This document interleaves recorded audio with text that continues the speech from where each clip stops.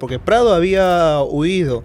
Piérola había entregado Lima prácticamente a los chilenos, no había con quién negociar. Entonces el país queda totalmente huérfano y son básicamente las élites económicas quienes entregan prácticamente a los chilenos para salvaguardar sus propios bienes. Dice, reconocemos el derecho de Chile de haber ganado la guerra, hay que reconocer que Perú la ha perdido, hay que reconocer que le debe al conquistador, pero eso se puede arreglar monetariamente, démosle una indemnización.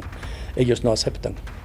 El Perú, con todo lo que está haciendo hoy en día, está tomando un perfil que puede ser la tentación de muchos vecinos. Es su industria, su producción minera, su producción aurífera, su producción de cobre. Cualquier bien se logra con las armas.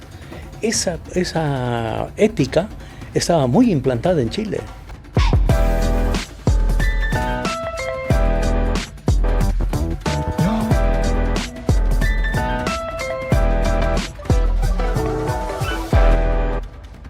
La guerra con Chile siempre es un tema que va a despertar puntos de vista contradictorios, y para hablar de la guerra con Chile ha venido alguien a quien yo le tengo un respeto enorme. Ha venido Sein Zorrilla. Muchas gracias por venir, Sein, una vez más al Buen Librero. ¿Cómo estás después de tiempo? Un placer de estar en tu programa, un placer.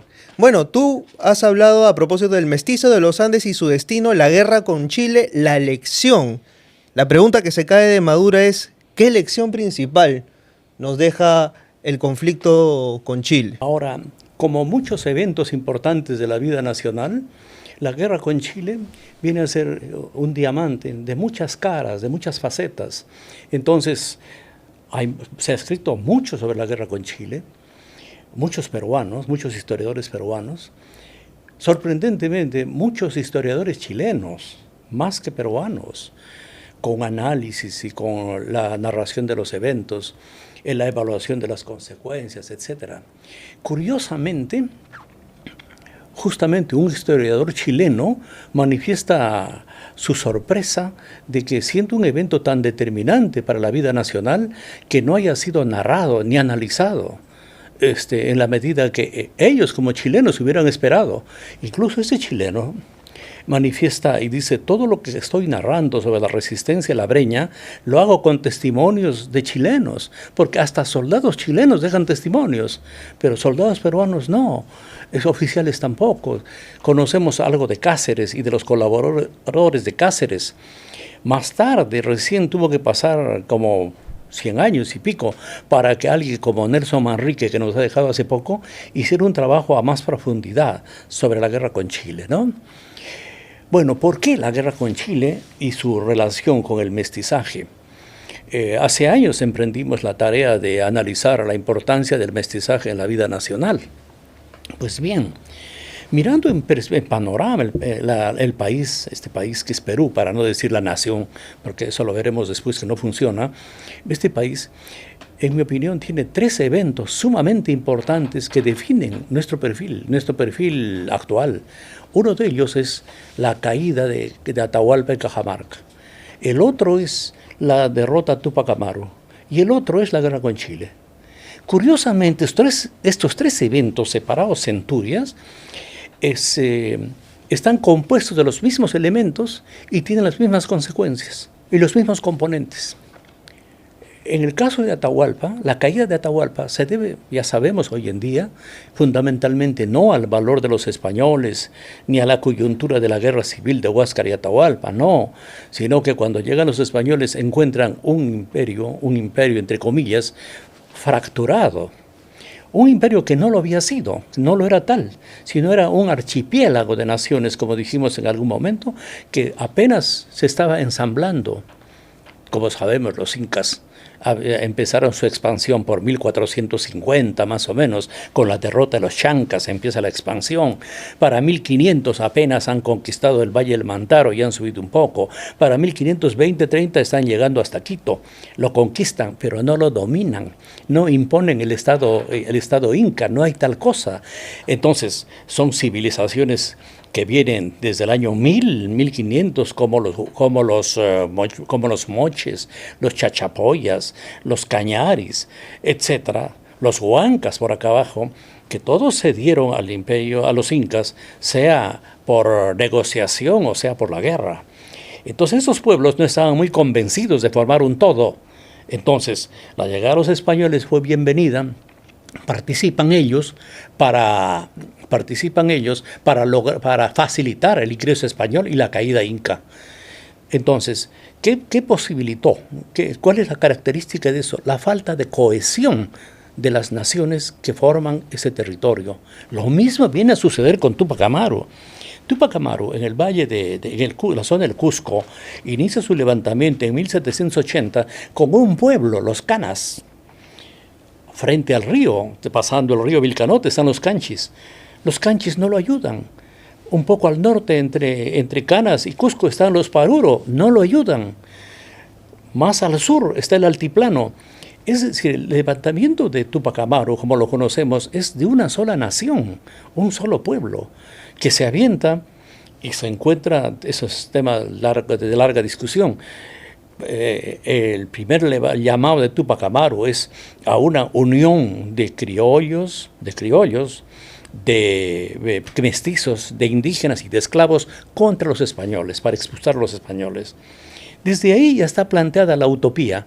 ¿Se puede unir estas clases, estos estamentos sociales con un objetivo común como expulsar a los españoles? ¿Se puede? Eso mismo viene a darse en la guerra con Chile en otro grado. Y un poco más agravado, porque ya hay clases sociales definidas que ayudan a complicar el panorama.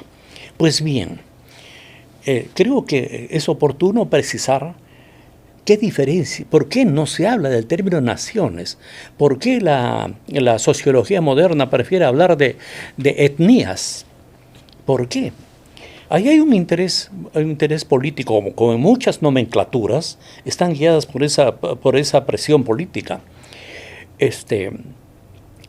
Ya Heródoto, cuando hace su historia y decide historiar los pueblos del Asia Menor, egipcios, fenicios, y ver las diferencias que hay entre esos 50 pueblos que él recorre, se va a referir como naciones.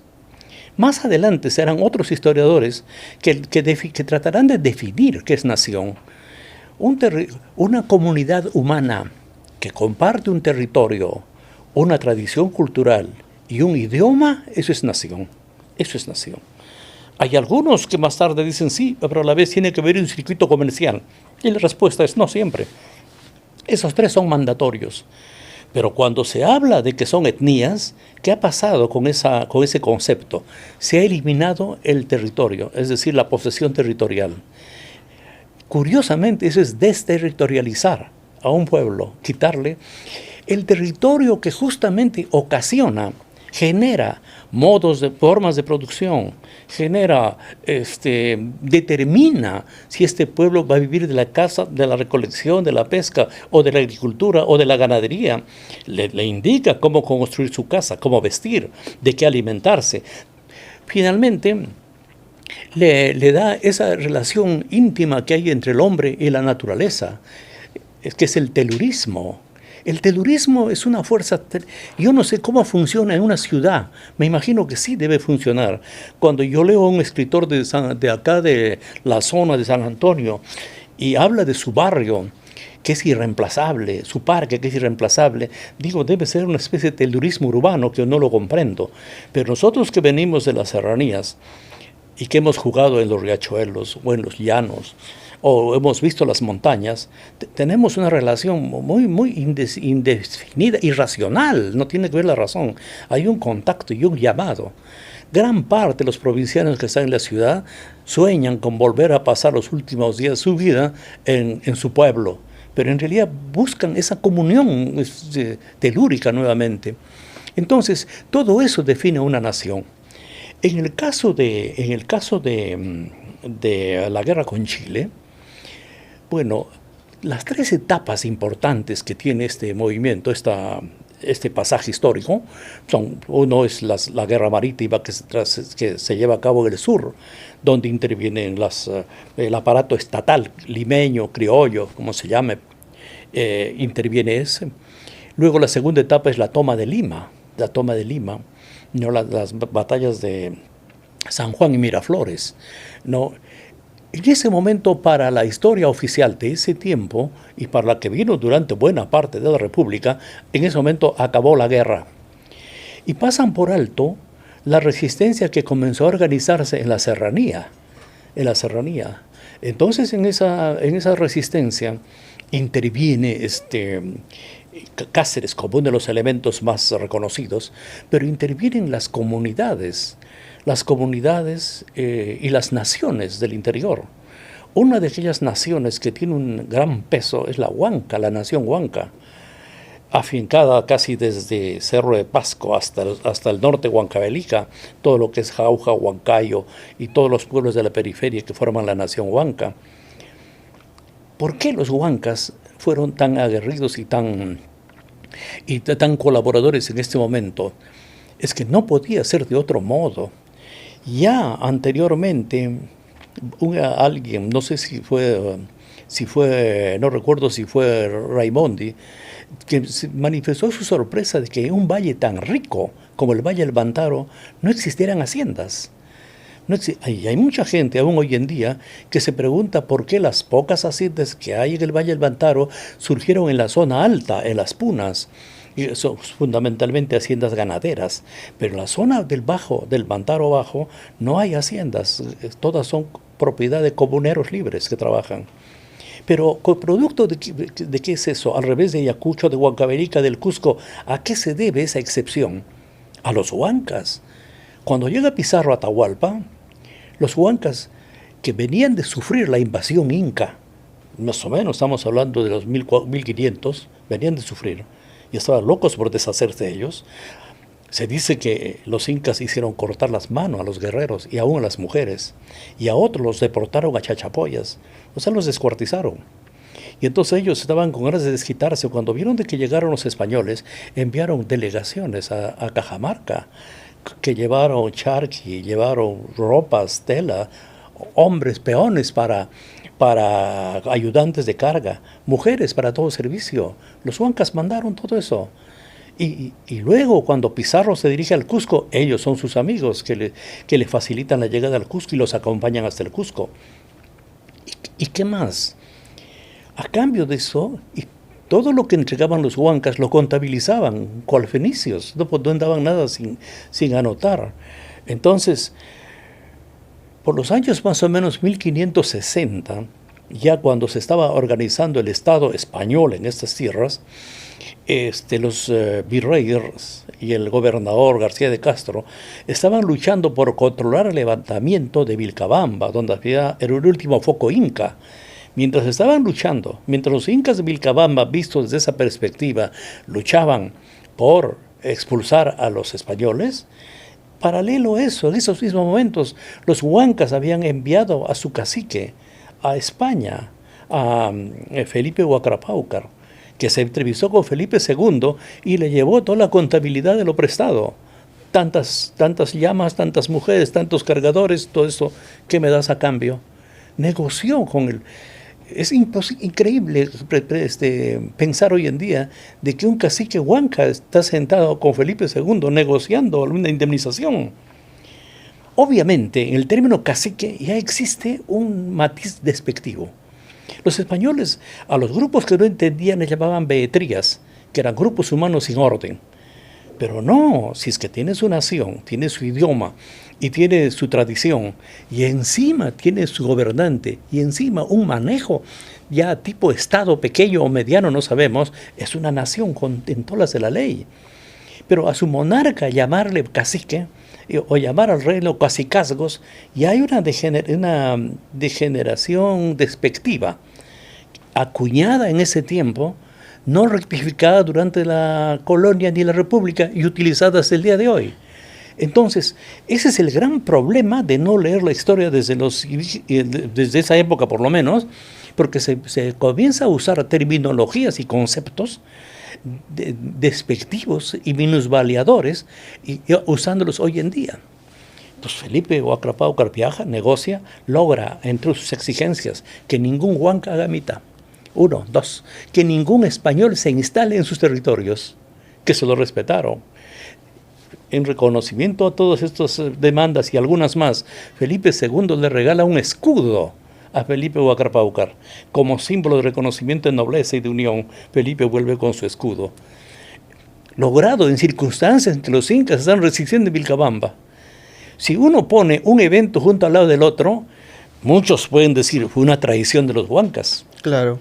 Pero el otro argumento es, no fue traición, porque ellos no eran incas.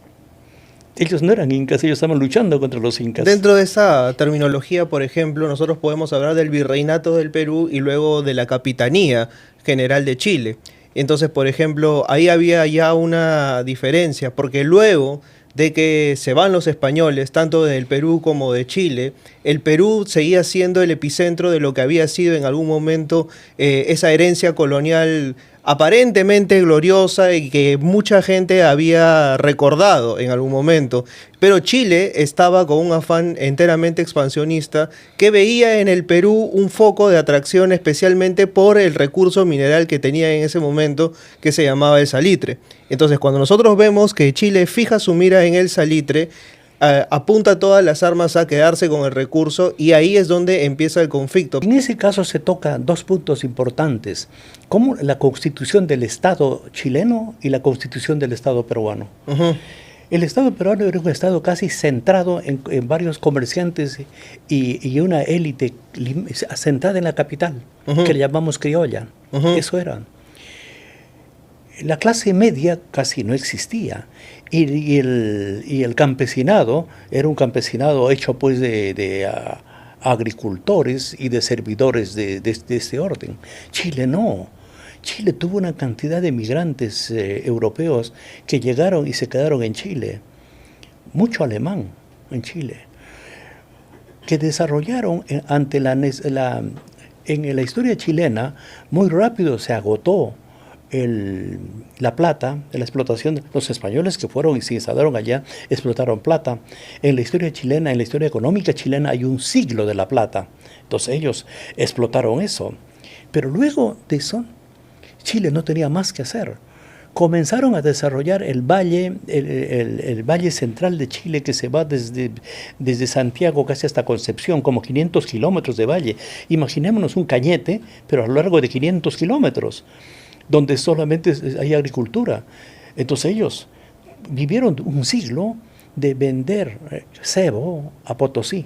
Se llama el siglo del cebo, ¿no?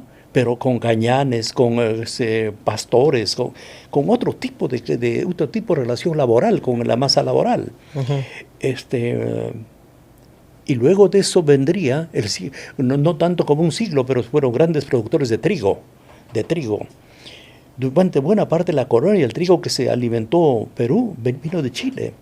Entonces es un personaje muy dado a la labor, al trabajo, conocedor del ahorro, del estudio, el esfuerzo, la preparación, etc. Creo que hasta el día de hoy, si cogiéramos en una balanza la preparación del chileno promedio al chileno y acá al peruano promedio, parece que la balanza se inclina a favor de ellos. Hoy en día en las universidades norteamericanas, donde pues, si uno cuenta los latinos que están haciendo posgrados, la mayoría son chilenos, hoy en día. Lástima que, o para bien, que cuando salen se van a trabajar a cualquier otro sitio. Pero en esa época ellos tenían muy claro los objetivos de Chile.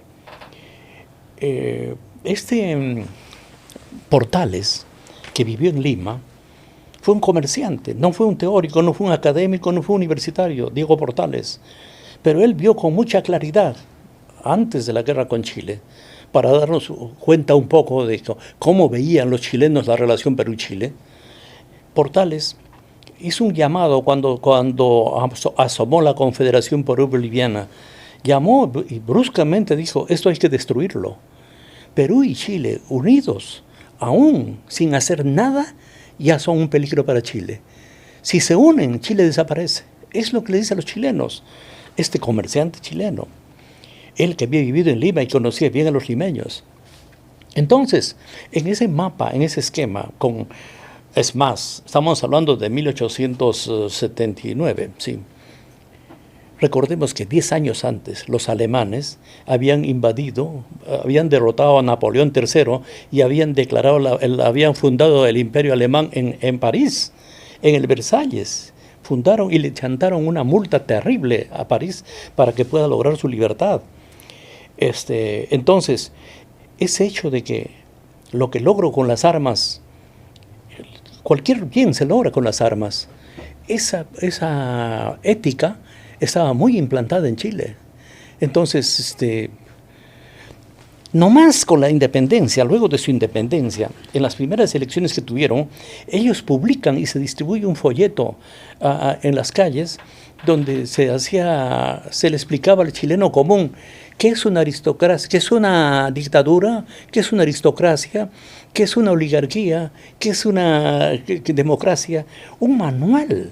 Decía, chileno, tú que vas a elegir, date cuenta de por qué vamos a votar ahora. O sea, políticamente bien formados. Yo recuerdo todavía en algún libro de alrededor de 1800, un trabajo que hace Basadre sobre los explotando o analizando la situación peruana previa a la guerra con Chile, analizando ese escenario. En un diálogo que tiene con Pablo Macera, le dice, yo me pregunto a Sara, ¿qué cosa es oligarquía? Pablo Macera, Jorge Basadre. Jorge Basadre es preguntando, interrogándose, ¿qué cosa es oligarquía? Hay un fulano que ha escrito un libro que se llama Oligarquía Peruana. ¿Qué habrá querido decir? Se preguntaba. Un Basadre. Esto que hace que en 1820 los chilenos ya estaban desarrollando. Entonces, la mentalidad chilena frente al salitre, más la inglesa que está atrás, más los aires alemanes que están y nosotros que estamos viviendo nuestra etapa todavía del virrey Amat, ahí nos agarraron. O sea, nos tenían que haber agarrado. Y curiosamente, ellos invaden y toman Lima, y además no se retiran mientras no logren la cesión territorial. Porque además hay un momento, ¿no? Hay un momento clave que es que Perú le ofrece a Chile básicamente una indemnización, pero ellos no, ellos deciden irse hasta Lima. Exacto. Incluso cuando viene el mediador norteamericano Hornblood, lleva las conversaciones a eso. Dice, reconocemos el derecho de Chile de haber ganado la guerra. Hay que reconocer que Perú la ha perdido. Hay que reconocer que le debe al conquistador. Pero eso se puede arreglar monetariamente. Démosle una indemnización. Ellos no aceptan. Si no. Y lo curioso es esto, para saltar un poco. Ya después de Lima, de San Juan y Miraflores, la mitad del ejército chileno se retira y se queda nomás el de ocupación. Cuando estalla lo de Cáceres, que no estaba previsto para nadie estaba previsto. Y cuando viene y comienzan a retroceder y a destruir, y se pronuncian acciones como la de Sangrar, donde mueren como 40 chilenos, los matan a todos. El otro caso terrible, Concepción, donde los chilenos se meten a la iglesia de Concepción y ahí los vuelan y los matan a los 77, no sobrevive ni uno. Eran acciones que pueden ser pequeñas, pero que llenaban el pánico totalmente y se difuminaban por todo el mundo. Entonces, en ese momento, para coronar la acción chilena de la intervención, el presidente, que ya era Santa María, escribe a Noboa, que estaba encargado en Lima, que era el cerebro. Lynch era el brazo militar y Noboa era el brazo legal. Le dice, busca a una persona que represente a toda la nación y que firme la rendición de una vez para retirarnos. Ahí lo buscan en iglesias, pues, ¿no? Claro. ¿Por qué? Porque no encontraban a nadie, porque había un desgaste. Cuando logran había ya en Lima un movimiento dentro de lo criollo que pedía de una vez llegar a un acuerdo para evitar seguir desangrando a la población. Era un movimiento de los propietarios, tanto de Lima como de la sierra. Entonces la voz cantante la lleva Iglesias, que en su manifiesto de Montán dice: no es posible que sigamos perdiendo nuestra riqueza por un capricho de no ceder un pedazo de tierra. En esos términos se expresa. Entonces paran la oreja y se van los enviados de Noboa a hablar con él. Y bien, empiezan las negociaciones. Chile se entera, Santa María se entera y dice, de una vez, convence a él que venga y que juramente y que firme. La respuesta de Lima es, este hombre se ha metido a su hacienda y no me responde. La orden de Chile es: ve hasta su hacienda y sácalo. No hay mucho que perder, porque cada día que perdemos, corremos el riesgo de perder la guerra y regresar a Chile sin nada. Porque estaba Cáceres. Exacto. Era la presión tremenda de Cáceres que seguía corroyendo el sistema. Entonces, ¿qué hacer? Al extremo de que, al decirle Noboa de que este hombre no tiene nada, le dice: dale lo que necesite, y le dan plata. Dale fusiles, dale soldados. Finalmente, fleta un barco y tráelo a Lima. Pero que no llegue a Lima, sino más arriba, a Ancón. Y recíbelo con honores de presidente, pero con mucha prensa, para el mundo, para que el mundo sepa que un presidente peruano está dispuesto a firmar la rendición con pequeñas condiciones. Es lo que hacen. Entonces, aquí se ve algo más. Decíamos antes de que en estos momentos históricos de los tres que hemos mencionado hay muchos parecidos. Hay un parecido acá entre la guerra con Chile y Túpac Amaru. No tuvimos negociadores. Si es que nosotros con cierta perspectiva se hubiera decidido no negociar con Iglesias, sino soportar y seguir apoyando a Cáceres, que estaba ganándose el apoyo de más regiones, porque mira, en este conglomerado de naciones no había intervenido. Ayacucho intervino más o menos, Cusco muy poco, Huancavelica poco, ni hablar de Cerro de Pasco, Cajamarca, menos. Pero hay que decirlo también, ¿no? Hay que decirlo también, o sea, nos quedamos sin negociadores. ¿Por qué? Porque Prado había huido. Pierola había entregado Lima prácticamente a los chilenos. Sí. Se había robado la plata de la defensa de Lima. Esto lo dice Alfonso Quirós en su libro. Sí. Se levantó la plata de Lima, o sea, incluso con vouchers firmados en blanco. Sí. Y se había internado en la sierra, y cuando vio que no podía tener el apoyo, negoció con los chilenos para irse a París. Sí. Entonces dejó el país totalmente desamparado. Sí. Entonces no había con quién negociar. Sí. Entonces el país queda totalmente huérfano, y son básicamente las élites económicas quienes entregan prácticamente a los chilenos para salvaguardar sus propios bienes. Sí, sí. Y no hay con quién negociar. Sí. Y el país totalmente huérfano va prácticamente a merced de los chilenos. Sí. Tú no tienes palabras tan amables con Lynch como los chilenos supuestamente dicen que Patricio Lynch fue uno de sus más grandes generales. Tú tienes palabras muy duras contra Lynch. ¿Contra quién? Contra Patricio Lynch. Claro. Que estableció aquí la llamada Ley de Lynch. Claro. Él es un hombre que tan luego llegó, empezó a destruir la industria peruana. Hizo un recorrido por las haciendas azucareras. Hay un periodista que describe una hacienda azucarera, la de Gildemeister, que es dinamitada, y dice: es increíble, cuánto bronce, cuánto mármol. Dice: nunca he visto tanto lujo en una edificación. Tal vez el Palacio de la Moneda se parezca a algo, pero ni eso.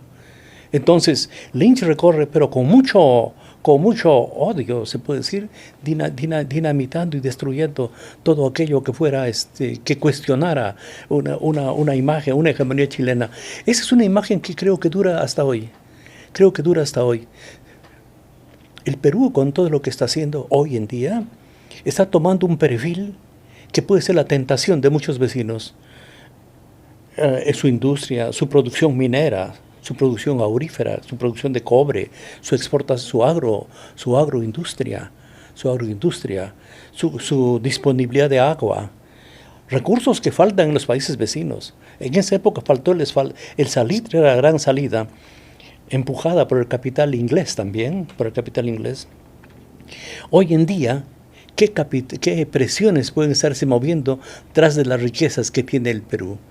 Entonces, la lección puede ser ya esta falta de cohesión entre las naciones, regiones, provincias, como quiera llamarse, del interior del país. Esa falta de cohesión es todo un riesgo. Ya nos ha pasado con Atahualpa, le ha pasado a Túpac Amaru, ha pasado en la guerra con Chile. La historia no se detiene hoy día, va a continuar. 50 años, 100 años, 200, no lo vamos a ver. Pero eventos de este tipo son cíclicos, pueden repetirse otra vez en otro escenario. Y seguimos sin mirar a nuestras diferentes naciones. Exacto. Y eso es lo curioso, ¿no? Y seguimos sin mirar a hombres como Cáceres, ¿no? Antes no quería detenerme en esto que pasó con García Calderón y el por qué fracasó el gobierno de la Magdalena. ¿Por qué fracasó el gobierno de la Magdalena? Claro. En primer lugar, ¿quién lo nombra a García Calderón? 100 civilistas. Al quedarse acéfalo el gobierno, decide que tiene que haber alguien que gobierne. Y son 100 civilistas. Entonces, que lo nombran y él acepta. Los chilenos no reconocen y dicen que sea reconocido por la nación para ser un interlocutor. Envían delegados a todas las provincias, no los consiguen. Finalmente deciden la de siempre. Buscan un huancaíno que firme por Huancayo y un ayacuchano que firme por Ayacucho. Tampoco se comen el chiste los chilenos. Entonces es un gobierno no reconocido hasta ese momento. Y luego, cuando se producen ya los eventos más drásticos de Cáceres y que no lo puede García Calderón controlar, pues le quitan las armas que pueden terminar en las manos de Cáceres, le quitan el financiamiento y finalmente no saben que con él se lo llevan al barco y en el barco no saben hacer con él y termina en Chile, donde lo maltratan. El gran mérito de él tal vez sea el no haber aceptado la concesión territorial, porque si él aceptaba la concesión territorial, no les hubiera importado que nadie lo hubiera reconocido, se hubiera firmado. Se fueron complicando también los chilenos en el afán de legitimar, de legalizar eso. Ahora, ese me parece que es una de las posibilidades que puede haber pasado con él, ¿no? Hablando ahora de Andrés Avelino Cáceres, ¿por qué él es quien resiste justamente en La Breña? Siempre me pasa lo mismo. Un libro me lleva a otro libro. Y usualmente ese libro no está en mi biblioteca. Pero todo eso se terminó desde que conozco a Busca Libre. Lo mejor de todo es que llegan a la puerta de tu casa. Llegan también a todas partes del Perú, incluso a Estados Unidos y Europa. Busca Libre, todos los libros que necesitabas a solo un clic de distancia. Claro. En él hay un mérito tremendo, Cuando él herido en Miraflores de una pierna, se quedó hospitalizado y luego empieza a ascender a la sierra, comienza a desplazarse, ve de que puede organizar una resistencia por lo menos en las cercanías de Lima. Luego el asunto va creciendo ante el envío de los chilenos de Letelier a la sierra, y Letelier comete toda una serie de abusos en la sierra, mete el caballo a la iglesia y con los caballos a la iglesia para robarse el oro y la plata, impone cupos a los pueblos. Luego de todo ello empiezan una serie de reacciones puntuales. Él decide que podría hacerse frente. Mantiene una comunicación con Milón Duarte, que es un ayacuchano, yerno de los Valladares, de las tres grandes familias que habían los Valladares, estaban dos familias más. Entonces, él lo que hace es conversar con Milón Duarte cómo organizar una resistencia, sin armas y sin táctica militar, sin una oficialidad. Y hay un intercambio, un diálogo de cartas muy lindo, en cual analizan la resistencia española, cómo los españoles expulsaron a los árabes y cómo los españoles expulsaron a Napoleón, ¿no? Sin tener mucho, valiéndose del territorio. Igual analizan la resistencia de México a Maximiliano. Analizan, o sea, no les salió así del aire, de que se podía hacer una resistencia utilizando a favor la naturaleza, llevándolos a la naturaleza, a su territorio, a los chilenos. Entonces, empieza de ese modo el trabajo de la resistencia y es aclamado por varios pueblos que lo ven como el Salvador. Así se va transformando en el Cáceres que conocemos, en el buen Cáceres, porque más adelante no habría que olvidar también esto, que como no había una cohesión entre las naciones o las regiones o los pueblos de la sierra, había otro elemento. los hacendados tenían una visión de la guerra diferente a la de los campesinos. Los hacendados querían cortar cuanto antes para no afectarse más. Entonces, Cáceres en un momento se enfrenta a ellos, en esa primera etapa de la Breña, hasta que se expulsa a los chilenos. Pero una vez expulsados los chilenos, se produce un fenómeno curioso con los campesinos, con el campesinado, de las alturas sobre todo, que había sido despojado de sus tierras por los hacendados, pero al ver que los hacendados colaboraban con los chilenos, tomaron las haciendas para deshacerse de los hacendados esta vez. Y obviamente ellos ponen el grito en el cielo y piden que Cáceres ponga orden. Cáceres logra viajar a Huancayo, llama a Peláez, al dirigente del grupo rebelde, que no se presenta, le dice: ¿por qué voy a ir? Yo soy tan general como tú, en esos términos. Y este señor había sido capataz de la hacienda donde la tía, de propiedad de la tía de Cáceres, de doña Bernarda Piélago. Entonces este capataz de la hacienda de la tía se le iguala: ¿por qué voy a ir? Pero Cáceres le pasa la mano, que baje con toda su tropa, baja con toda la tropa a Huancayo, acuartela a la tropa, lo coge a él y lo lleva a prisión, y luego al día siguiente los eliminan. Entonces empieza ahí el Cáceres en que se impone el terrateniente, el propietario, por encima de las expectativas populares, digamos. O sea que también es un asomo también del Cáceres que veríamos luego también como presidente, ¿no? Exacto. O sea, no es el mismo Cáceres que recordamos en la Breña que el Cáceres que recordamos luego como en su etapa ya como mandatario, ¿no? Exacto. Ahora, ¿qué pasa con él? No solamente que le sale el hacendado que tenía, sino que Lima, la Lima virreinal, la cultura limeña, la cultura criolla, se impone y lo envuelve. Como envuelve a muchos, ¿eh?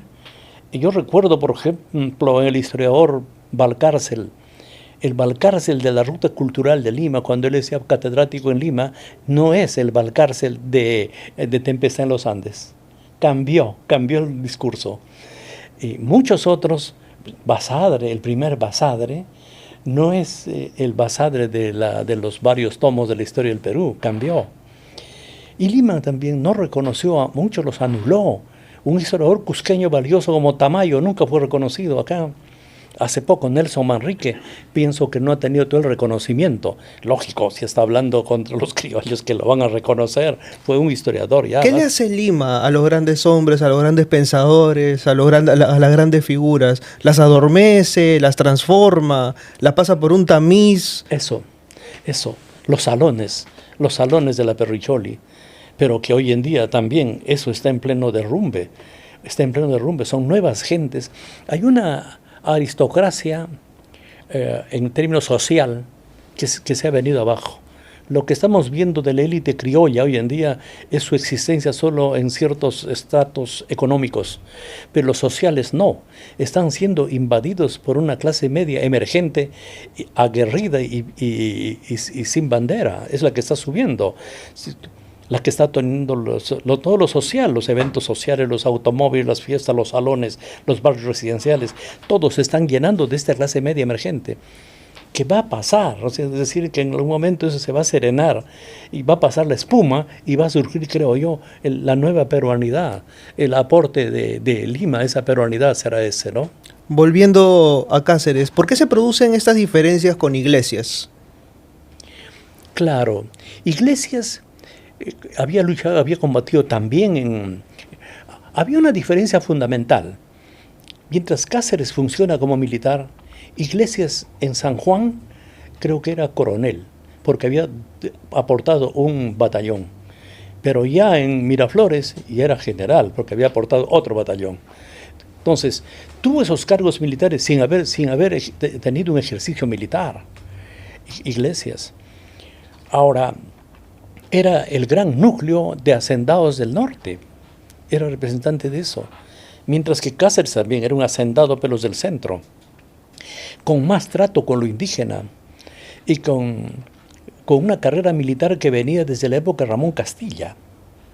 La tía Bernarda Piélago alojaba en su casa de Huancayo a Ramón Castilla Y se dice que financió sus campañas militares, Bernarda Piélago, y le pidió como un favor especial que viera por la carrera de Andrés Avelino Cáceres, y se lo entregó para su formación, es lo que dice la historia o la leyenda, ¿no? Pero eran personas diferentes, otra vez, de naciones diferentes. El otro era cajamarquino, este era sabe Dios, un huari, un descendiente de esos, diferentes. Entonces, estas diferencias entre iglesias, porque también, o sea, llegan a las armas. O sea, en algún momento, o sea, Iglesias ya estando como presidente Cáceres llega a las puertas de Lima. Y ahí es donde se le impone una resistencia y Cáceres se ve obligado a retirarse. Exacto. Y termina en Arequipa pidiendo armas, y luego a partir de Arequipa se viene organizando la resistencia, y luego se viene con un ejército más fuerte, duerme en Ticlio, que una nevada como la que están pasando hoy en la televisión, así con una nieve tremenda, que cuando al día siguiente se despiertan habían 8 muertos congelados, y se vienen a Lima. Ante la eventualidad, y él pide hablar esta vez, y convoca a varias personalidades, y que llegan a la conclusión que renuncie Iglesias, pero también que renuncie Cáceres, y que se convoquen a elecciones. En ese momento, la crema innata limeña lo invita al Club de la Exposición a un almuerzo y lo celebra como el gran vencedor, mientras sus soldados parchaban sus zapatos afuera, ¿no? Entonces empezó la diferencia con Cáceres, que fue ya lisonjeado y levantado como la gran esperanza y el gran constructor. Obviamente, los puestos importantes se van repartiendo entre ellos. Muy típico, ¿no? No hay que tener ni resentimiento ni nada. Es una contemplación objetiva de que pasaron en esos momentos, ¿no? Efectivamente, ¿no? Volviendo nuevamente la vista hacia la guerra con Chile. Al final, o sea, vemos que los personajes que aparecieron durante este periodo terminan volviendo, pero en otro formato, ¿no? O sea, Cáceres, que pelea y resiste en la Breña, termina volviendo como presidente luego de este periodo. Piérola, que había escapado y que se había refugiado en Francia, termina regresando luego de justamente el mandato de Cáceres y demás. Y uno pensaría, ¿no? O sea, ¿alguien podría confiarle algo a Piérola luego después de que hizo lo que hizo? O sea, y eso es lo que resulta inadmisible, ¿no? Sí, sí. Y más adelante podemos decir, llevando para acá, que Alan García, después de lo que hizo, exactamente, volvió, ¿no? Y llegó a la presidencia. Sí. Es nuestra inmadurez cívica, se podría decir, pero yo sigo creyendo de que ha habido, cuando se habla de el Perú trata hacia los presidentes, no, se está hablando de Lima, trata a los presidentes. No es el Perú. No es Puno, no es Cajamarca, no es Cusco, no están involucrados todos ellos. Ellos todavía no han dado su voz.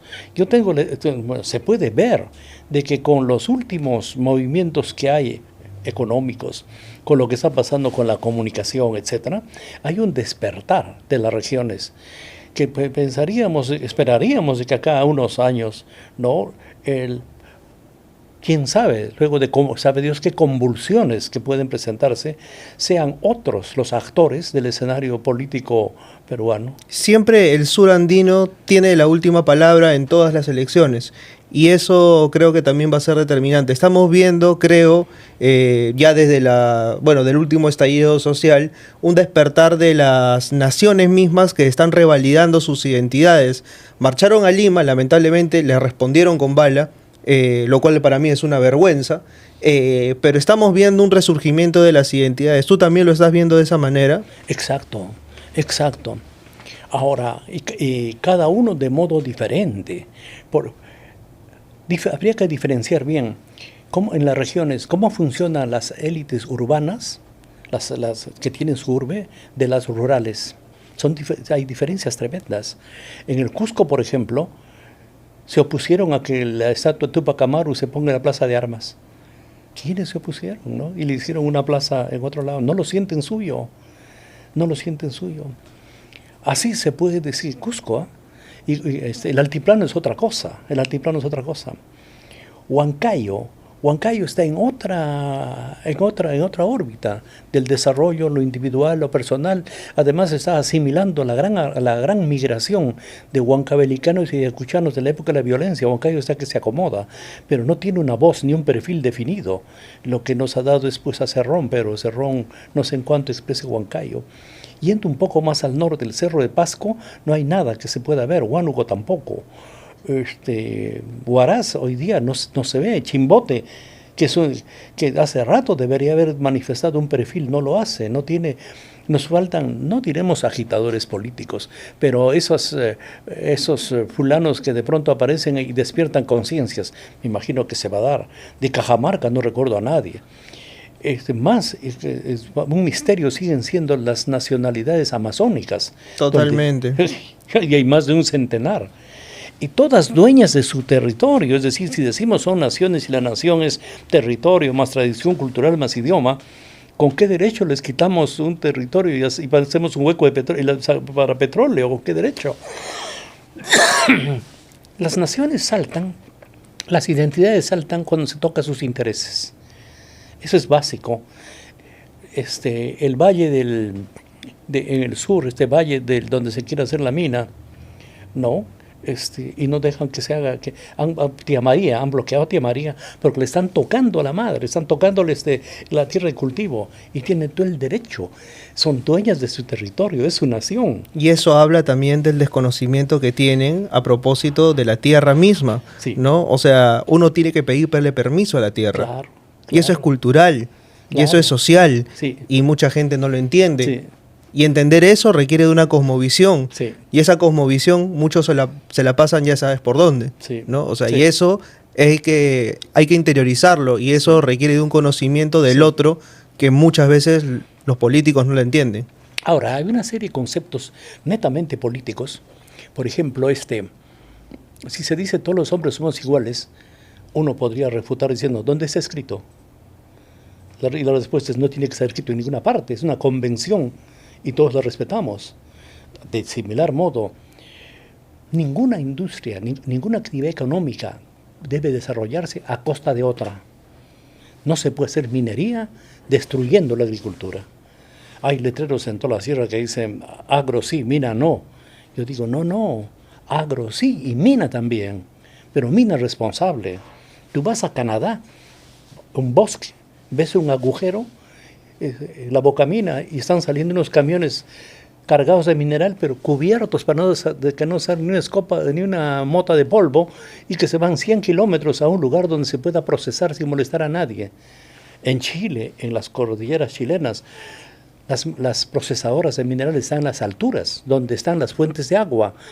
Pero para no tocar esa agua, se trae agua de 100 kilómetros, túneles y canales de 100 kilómetros, y ahí se procesa el mineral. Mina sí, agro también. Es el destino del Perú. Pero mientras se siga importando modelos geológicos donde dicen que no, esto se tiene que hacer un agujero así, si no, no se saca el mineral, tu abuela, eso es en tu país. Pero aquí no podemos hacer eso sin tocar los intereses. No podemos desarrollar una industria tocando los intereses de la otra, que es vecina también. Así es. Sí. Así es. Ha sido Sein Zorrilla, le agradezco enormemente por habernos hablado del mestizo de los Andes, la guerra con Chile, la lección. Hemos hablado más allá de la guerra con Chile, pero creo que era necesario. Te agradezco enormemente, Sein, ha sido un gusto enorme estar contigo aquí. Para mí, verte. Con nosotros será hasta la próxima semana, nos estamos viendo. Chau, chau.